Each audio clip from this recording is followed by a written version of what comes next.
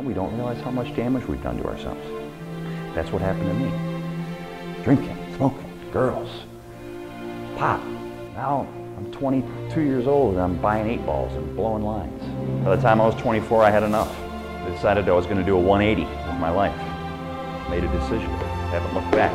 10 years. Drug-free, alcohol-free. No matter how good or bad your present currently is, there is something that you can specifically do now that will make your life either better or worse. And the choice is yours.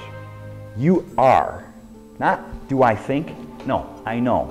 You are the 5 closest people around you. The average male weighs about 180 pounds in American terms. I don't know what it is with Australians. That's about 2.5 grown men. Brennan wanted to do 4 reps. So he went down, and he went up, and he went down, and he went up, and he went down, and he went up. In his last rep, he went down, he got stuck. Now what they teach you to do in weightlifting is have a spotter when you're lifting heavy weight. Brennan had a spotter. His name was Josh. It was a friend of his. But Josh was looking the other way at a pretty girl and he had his headphones in. So neither did he see what was going on or hear what was going on. Brendan was stuck in the squat.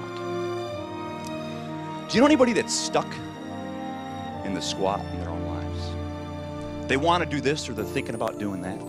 They're the wanna-doers and the think-abouters. Well, you know, I was thinking about writing a book. I always wanted to find my niche or niche in America. They're the wanna-doers and the think-abouters. And the funny thing about the wanna-doers and the think-abouters is that they end up becoming the never-doers. I'm a business owner. I own child care centers. And I got down on one knee and I said, "Oh, Pele, it's okay, but you can't lie at school and you can't tell stories because if you lie, you won't be able to live a good life, and we want to live a good life. We don't want to lie, do we?" And he said, "No." But then he asked me that one famous question, that one question that I couldn't answer. When I told him we want to live a good life, he looked at me and he said, "Mr. Thomas, what is a good life?" If you combined all of the athletes in all of the major sports, all the musicians, the rappers, the rock stars, all of them, the actors and actresses in Hollywood, all the people that are in all the magazines, the models and everything, if you combined them all and put them in a pool, they would make up less than 1% of the millionaires in America. And people think that that's the way you make it. It's not the way you make it. 99% of the millionaires in America didn't make it like that. They made it through hard work. They made it through principles. They made it through building themselves up and creating a foundation in their life. That's how you do it. How do you think Dr. Martin Luther King got 250,000 people to Washington without any advertising, without any Twitter or Facebook or telephone, cell phones? And let me help you with something. Out of the 250,000 people that were there listening to him speak, 1/4 of them were white. People went there because they believed what he believed. His speech was, "I have a dream" speech, not "I have a plan" speech. If people talked to you and if the leaders talked about to other people that they're looking to get to follow them about their beliefs instead of a 6-point plan, more people would follow them. They would inspire. I've made friends with my past. I'm focused on my present, and I'm optimistic about my future. Who am I?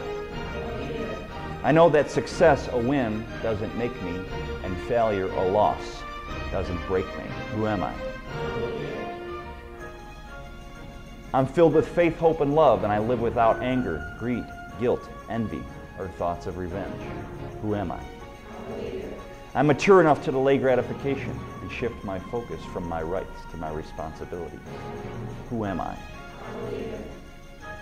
I've made friends with my adversaries and gained the love and respect of those who know me best. Who am I? I understand that others can give me pleasure, but genuine happiness comes when I do things for others? Who am I? I'm pleasant to the grouch, courteous to the rude, and generous to the needy. I love the unlovable, give hope to the hopeless, friendship to the friendless, and encouragement to the discouraged. Who am I? I look back in forgiveness, forward in hope, down in compassion, and up with gratitude. Who am I? I want to thank you for having me today. I appreciated being here, and I look forward to seeing you next year.